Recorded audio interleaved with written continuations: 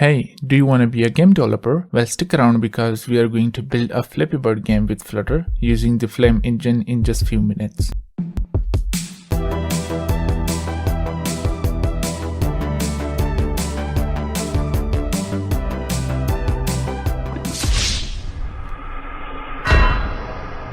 The first step is to set up our project and manage assets. First of all, we will remove the default code that Flutter has created, as we will be using a Flame engine to create this game. Therefore, we need to add the dependency. For that, we will go to our pubspec.yaml file and we will add our dependency with the latest version number. Now coming back to our main file, inside our main method, instead of running my app, we will pass the game widget which comes from the Flame package and it requires the game instance. Therefore, we will create a variable named game and we will assign it to the Flappy Bird game. Now let's create our Flappy Bird game widget, but first we need to create a game folder inside the lib directory and then we will create the Flappy Bird game.dart file. Here we will create a Flappy Bird game class which will extend the Flame game, which is the recommended base class to be used for most games built with Flame. With this, we are almost done with setting up our project. Now let's run our app to see how it looks like. Here you guys can see that the screen is completely black because we are not adding any components, which we will do later. Now the next step is to add and organize our assets in our project that we will use throughout the game. Therefore, we will create an assets folder within the root directory and inside we will create images folder and as well as the audio folder. Inside the images folder, we will add all our images that we will use later. To write clean and make things easier, we will create another file named assets within the game folder and here we will create assets class and inside we will define paths for each image that we will have in the assets folder. Well, that's pretty much it for assets management, but don't forget to add your assets folder within the pubspec.yaml file, otherwise it will not work. Next up, let's talk about the game design. First of all, we will plan out the components that we need within the game. Basically, within the Flappy Bird game, we have the background, ground, pipe, the bird, and of course the score display. This stage is crucial for setting up the base for our game. First of all, let's create the components folder inside the lib directory and here we will add all our game components. Let's get started with the background first. For that, we will create a background.dart file and here we will create a class background which extends a sprite component because sprite components represent a 2D image or a texture that can be displayed and manipulated within the game. After that, we will create the constructor. Now we need to load the background image. For that, here we will override the onload method of type feature and inside we will use the Flame class to access our images. And then we will use the load method to load the specified image with the file name, which is assets.background in this case. After loading the image, we will save it within the background variable. Now we also need to set the size of this sprite component, but before that we need to add the hasGameWrapMaxIn to our class to gain access to the GameWrap property, which allows access to various functionalities and information available within the game context. We will use the GameWrap.size to specify the size of the background. And lastly, we also need to assign the background image to the sprite property, which will create a new instance of this sprite and with this we are almost done with adding the background. Now let's go to the Flappy Bird game.dart file. Here we will also create the onload method and inside we will use the add method to add the background component to the game. After hard reloading, here you can see that our background is now loaded within the game. Now let's also add the ground to our game. For that, first of all, we will create a ground.dart file within the components folder and here we will create a class ground and instead of the sprite component, we will extend it with a parallax component because we want the ground to be in a parallax motion. Same as before, we need to load the ground image. For that, here we will override the onload method of type feature and inside we will use the Flame class to access our images and then we will use the load method to load the specified image with the file name, which is assets.ground in this case.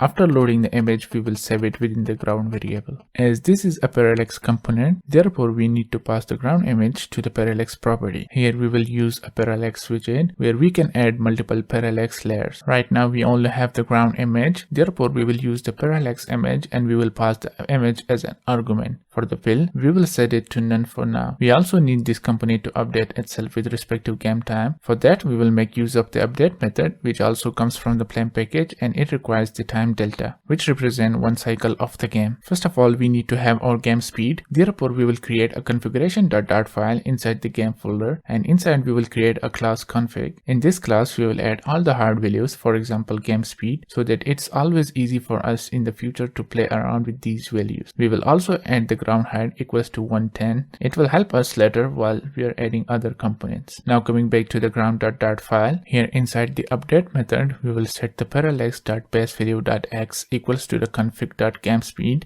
and with this we're almost done with the ground. If we restart our application, nothing will happen because we haven't added yet to our game class. Therefore, let's go to the Flappy Bird game.dart file, and here instead of using the add method for each component, we can use the add all method, and inside we will add all our components. After hard reloading, here you can see that we have added our ground to the game and it's also animating. Now it's time to add the bird within our game, which brings us to the next step, adding player. For that, we will create the bird.dart file within the components folder, and inside we will create a class bird. Basically, for our bird, we will have 3 different movement stats. Up when the bird is going upside, middle when the bird is idle, and down when the bird is falling down. Therefore, let's create a bird movement.dart file within the game folder, and inside we will create an enum bird movement, and inside we will add all 3 stats. Now coming back to our bird.dart file, here we will extend the class with the sprite group components because we will be using 3 different sprites for each stat, and here we will pass the bird movement inside. Now same like other components, we need to load the bird images, but before that we need to add the hasGameRep.mixin to gain access to the GameRep property, which will help us to load the sprite as we are extending the class with the sprite group component. Now we will override the onload method of type future, and inside we will use GameRef.loadSprite method to load the specified image with the file name, which is assets.birdMidFlap in this case. After loading the image, we will save it within the birdMidFlap variable. We will also do the same for other 2 images. Now we also need to specify the size of the bird. Therefore, we will make use of the size property and assign vector2, which takes 2 values. As there is 3 different stats of the bird, therefore we will set the current state of the bird to the bird movement.middle. Lastly, we will assign the sprites that we have loaded to the sprite property. For that, first of all, we will check if the stat is bird movement.middle, then we will set it to bird midflap. If it is bird movement.up, it means that the bird is flying upward, then we will set it to bird up flap. And if the stat is bird movement.down, then we will set it to bird down flap. With this, we are almost done. Now we just need to add it to our game. For that, we will go to our Flappy Bird game.dart file, and here we will create an instance of the bird class, which we will initialize that within the onload method. After hard reloading, here you can see that we have added the bird to our game. But as you guys can see that the position of the bird is not correct. To fix this, we will go to bird.dart file, and here we will also set the position of the bird. We want our bird to be in the center of the screen vertically and a little distance from the left side. Therefore, we will use vector2 again, and we will set x to 50, and for the y, first of all we will get the size of the screen using the GameRef.size, and then we will divide it by 2 to get the center point. But we also need to subtract the height of the bird itself. Therefore, we will use size minus y divided by 2 to subtract the height of the bird. With this, now the bird is in a perfect position. Now moving towards our next step, adding obstacles. Next challenge, adding pipes to the game. Basically, the idea is to have the combination of 2 pipes, one on the ground and another upside down. So to specify the position of the pipes, we will create a pipe position.dart file within the game folder, and here we will create an enum pipe position, and inside we will add both positions, top and bottom, which we will use later to specify the position of the pipes. Now it's time to create a model class for the pipe. Therefore, we will create a pipe.dart file within the components folder, and inside we will create a class pipe which will extend a sprite component with mixin hasGameRep to gain access to the game property, which will help us positioning the pipe slit. Basically, for each pipe we will have 2 properties: height of the pipe, which will be dynamic, changing every time, and the pipe position. Therefore, we will create a variable height of type double and an instance of the pipe position enum that we have created before, and then we will mark it required within the constructor. Now the next step is to load the pipe images that we have in the assets folder. Therefore, we will make use of the onload method, and inside we will use flame class to access our images, and then we will use load method to load the specified images with the file name, which is assets.pipe in this case. After loading the image, we will save it within the pipe variable. We will repeat the same for the rotated pipe, and then we will save it within the pipe rotated variable. Now we also need to set the size of the sprite component. Therefore, we will use the vector tool which requires x and y. For the width, we will set it to 50, and for the height, we will assign the height that we have created before, because the height of the pipes will always be dynamic. Now it's time for the logic. How we can choose the position of the pipe? Well, for this, we will make use of the switch statement based on the pipe position nm. If the pipe position is equal to pipe position.top, then we want to set the position.y to 0, and then we will also need to assign the pipe rotated image to the sprite property, which will create a new instance of the sprite component. If the pipe position is equal to pipe position.down, which means that the pipe will go on the ground, then for the position.y, first we will access the game screen height using the gameref.size.y, and then we will subtract the pipe height from the game screen height, and finally we will also subtract the ground height that we have defined in the config class. With this, we will get the perfect position of the pipe. Well, we are done with the logic built-in and also the model class. Now we need to create a combination of the pipes. For that, we will create another file, pipegroup.dart file within the components folder, and here we will create a class pipegroup which will extend a position component, and it represents an object that can be freely moved around the screen,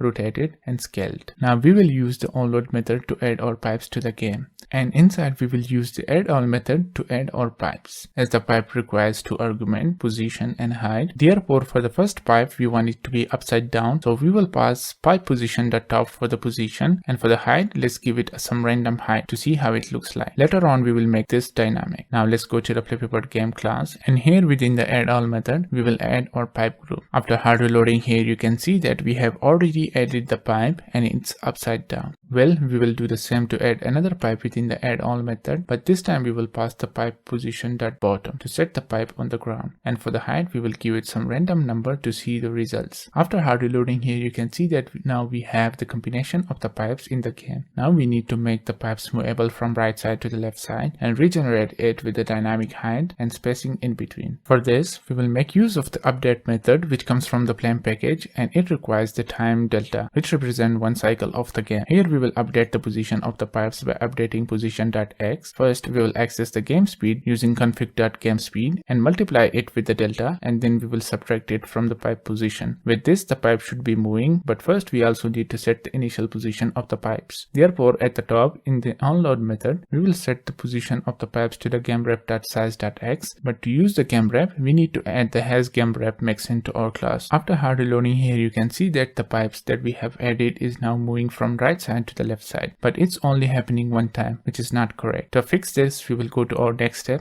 which is game loop. Now it's time for setting up our game loop so that the pipes keep generating and never gets end. To achieve this, first of all, we will create a variable of type timer, which comes from the Flame package, and it is a simple utility class that helps handling time counting and implementing interval like events. Therefore, we will assign it to the timer, and inside we will pass pipe interval, specific time that pipe group should be generated after. We will create this pipe interval within our configuration file for the sake of the cleaner code. After that, we will set the repeat flag to true because we want it to repeat itself every time the time is passed. Now we will use the update method to update the interval according to the game runtime so that we can generate another pipe group. Now coming back to our onload method, here first of all we will access the interval, and then we will use the onTake function which is called repeatedly at fixed interval during the game runtime, and we will return our pipe group. We also need to remove the pipe group from the addAll method.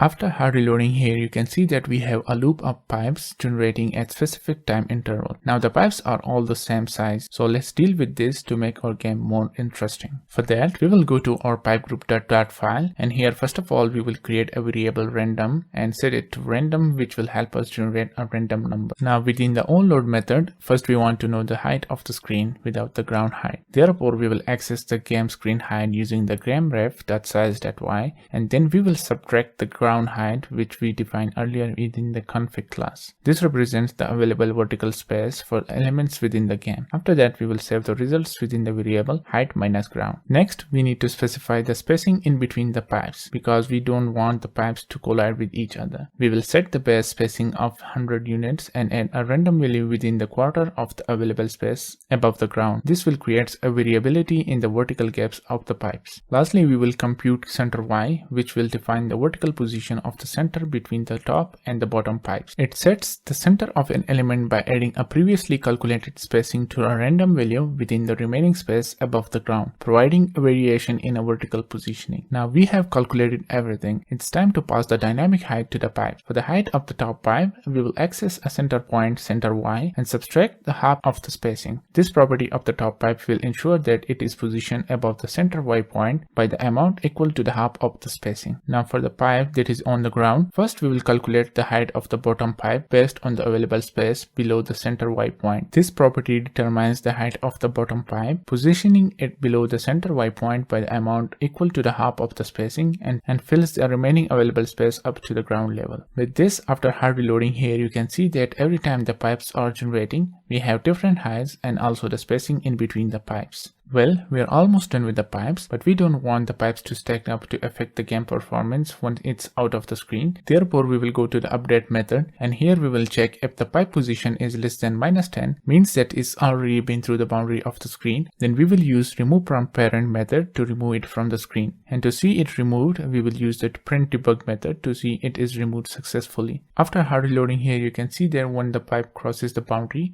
the statement is printed within the debug console. Well, we have our obstacles ready. Now it's time to move the player, which brings us to the next step, player movement. Now it's time to make our bird fly. We will add the logic of the player movement and interaction, making it respond to the user input like taps to keep the game engaging. First of all, we want to specify the velocity of the falling of our bird. Therefore, we will go to the configuration file. Here inside the config class, here we will create a bird velocity const and we will set it to 210. The idea is that the bird will be going down vertically with respect to the game runtime, but when we tap on the screen, the bird will go up again. To achieve this, we will go to our bird.dart file, and here we will go to our update method. Inside the update method, we will modify the vertical position of the bird using position.y. We will update the bird position by adding a product of the bird's velocity and the time passed delta. This will give us a smooth and consistent bird animation. After hard reloading here, you can see that the bird is now falling down and is going outside of the frame.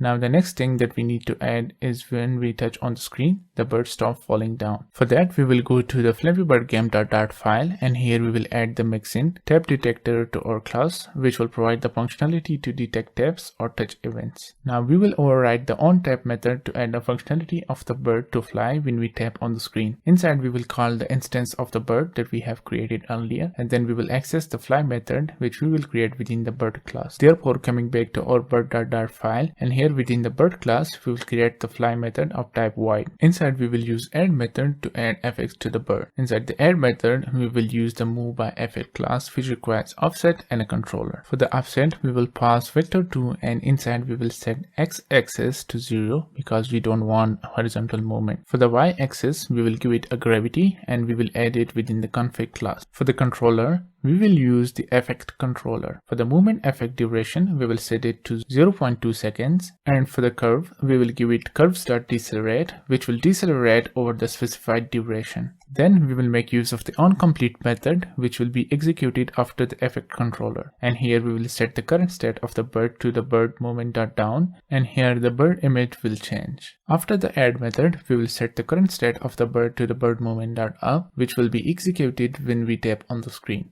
With this, also the bird image will change, creating a beautiful animation. After hard reloading here, you guys can see that the bird is going downward, but when we tap on the screen, it fly upwards, which is great, and it also have animation due to different stats. Now we have our bird flying, we have the obstacles, we have the background, and everything looks great. Now moving toward the next step, collisions. Well, collisions can be a game changer. The basic idea is to detect collisions between the bird and the pipe, triggering the game to the game over scenario. To achieve this, first of all, let's go to the pipe.dart file, and here we will use the add method, which adds a rectangular headbox to an entity on a game object and is used for collision detection in the games. In this case, it will add rectangle headbox around the pipe. Now let's do the same with the bird. For that, let's go to the bird.dart file, and here inside the onload method, we will add a circle headbox, which will will add a circle hitbox around the bird. With this, we have already added the hitboxes to the both game objects, but we also need to detect the collisions between these two components. For that, we will add another mixin collision callbacks, which will give us access to detect collisions between two components and then perform any action. Once we add the collision callback mixin, we can override the onCollisionStart method, and inside we will use debug print to see if it works. But before checking it out, we need to enable the collisions in our game class. Therefore, we will go to the Flappy Bird game.dart file, and here we will add the mixin has collision detections, which will keep the track of all shape hitbox in the components tree and initiate collision detection every tick. Now let's try it out. After hard reloading here, you can see that when the bird strikes with the pipe, the statement collision detection is printed within the debug console. But we don't want the game to continue once the bird collides with the pipe. Therefore, we will create the game over method, and inside we will use gameRep.pauseEngine method to pause the loop execution. Well, let's try it out again. So here you guys can see that when the bird strikes with the pipe, the game is paused, which is exactly what we wanted. Let's try again one more time. Wait, what?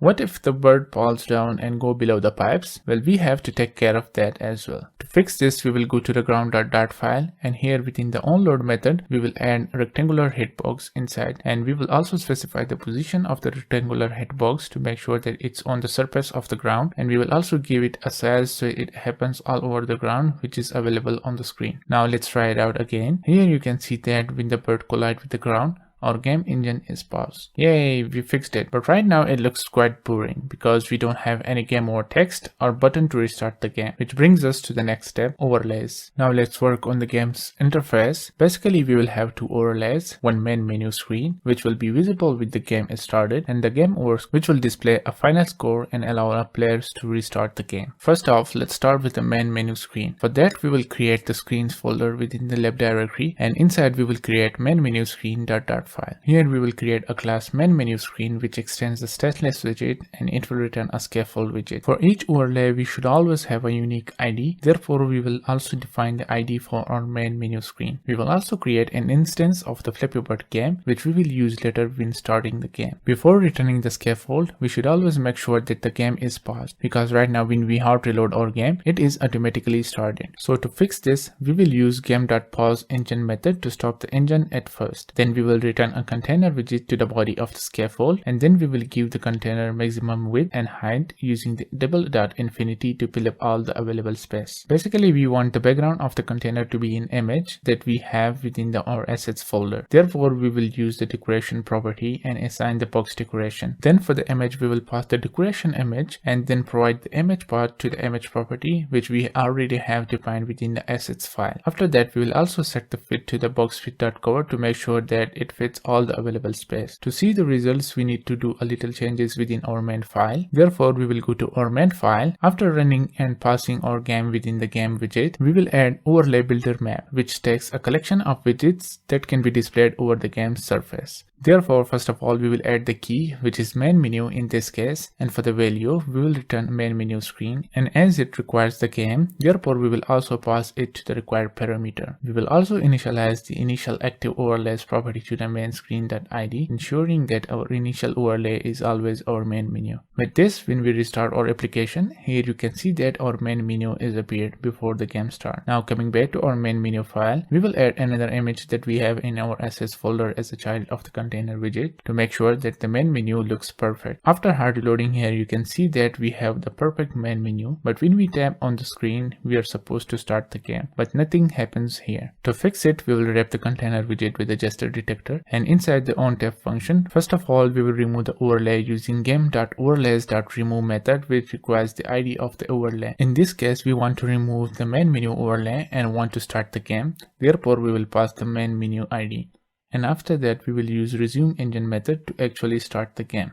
Well, let's see if it's working or not. After hard reloading here, you can see that we have the main menu of the game. When we tap on the screen, the game is starting and we are ready for the action. Seems cool, isn't it? But when the bird strikes the pipe or the ground, the game screen just hangs up, which is quite boring. To fix it, we will create game over screen within the screens folder. This screen will basically use to display the final score and a button which will allow the players to restart the game. Here we will create a class game over screen which will extend a stateless widget and it will return a material. Same as the main menu screen. screen, we will also give it a const ID, which will be used while referring to this overlay. After that, we will create an instance of the Flappy Bird game and we will mark it required within the constructor. Now the idea here is to show the game text and a button from where we can restart the game. First of all, we will give material a background color. After that, we will pass a centered column widget to the child of the material, and then we will add an image that we have in our assets folder. To see the results, we need to add this overlay within our main method. There, let's go to the main file, and here inside the overlay builder map, we will add the key game over, and then for the value, it will return the game over screen, and we will pass the game instance to the required parameter. Now let's go to the bird.dart file. Here within the game over method, we will use gameref.overlays.add, and then we will pass the ID of the overlay, which is game over in this case. With this, we are pretty much done. Let's hard reload our app to see the changes. Here you can see that when the bird collides with the pipe, our game over screen is appeared, and we have our game over image displayed. Now below the image, we need to add a button which player can press to restart the game. Therefore, let's go to the game over screen. Within the column widget, after the image, we will add an elevated button with the onPressed function and a text restart. We will also give it a custom text style to match the game theme. When we press on the elevated button, we want to restart the game. Therefore, we will pass the onRestart method to the onPressed function, and inside the onRestart method, first of all, we will reset the position of the bird. Therefore, we will go to the bird.dart file, and here we will create a reset method, and inside we will reset the position of the bird to the initial position. Now coming back to our game over screen, within the onRestart method, we will use the game instance to access the game bird and call the reset method to reset the bird position. After that, we will use the game overlays.remove to remove the game overlay to see the screen, and finally we will resume the game using the game.resume engine. Now let's see if it's working fine. After hard reloading, here you can see that when the bird strikes with the pipe, we have our game overlay screen.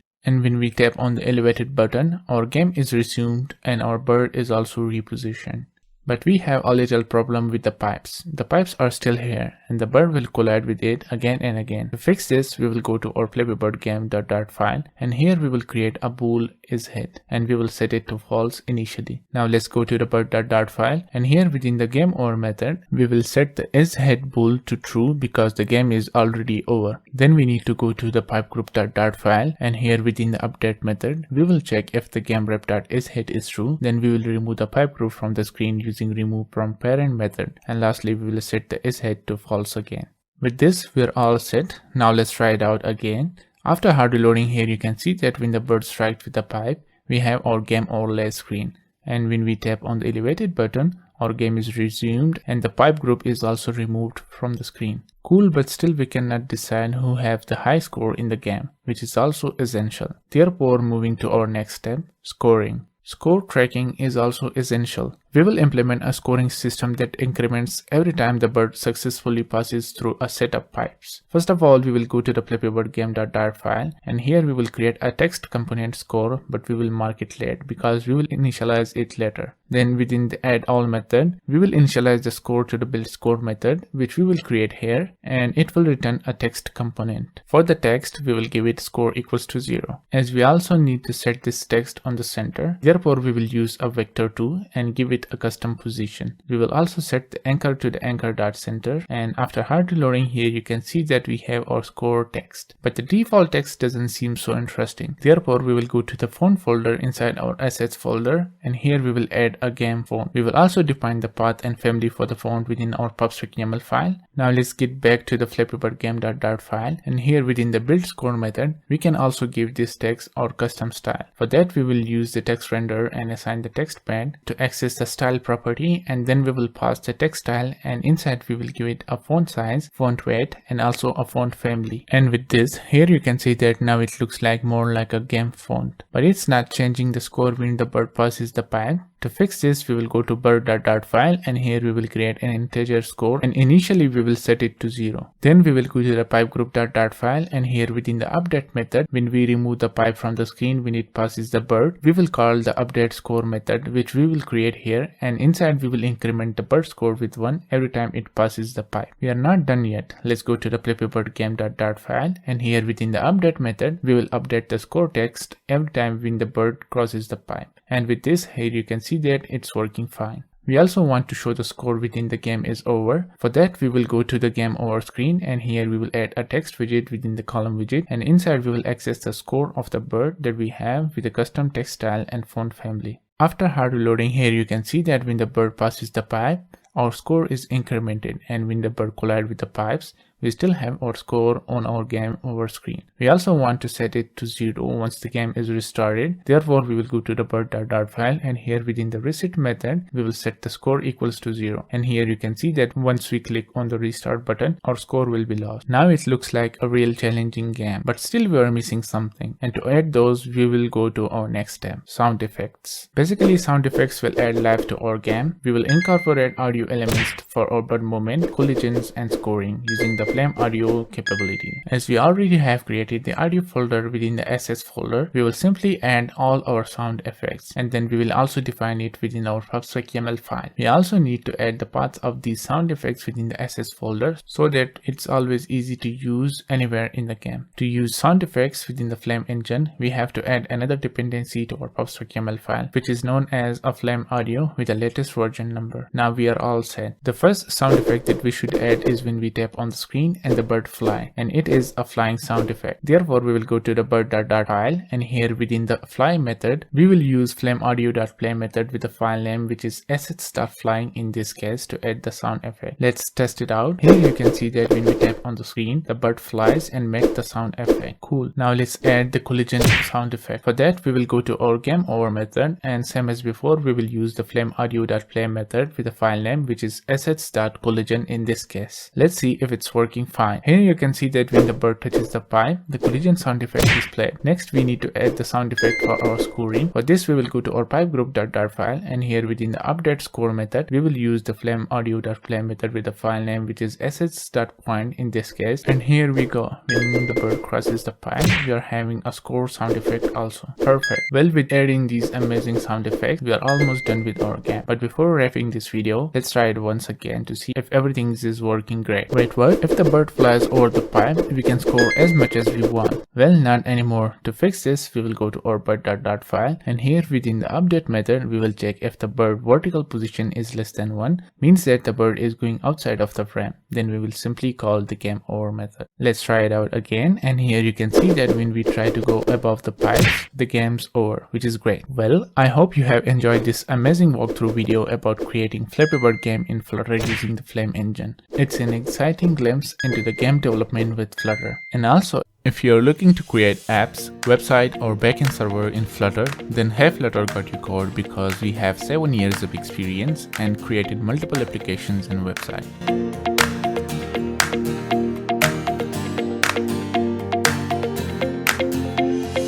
Just visit haveflutter.com/app and fill in the information to get started.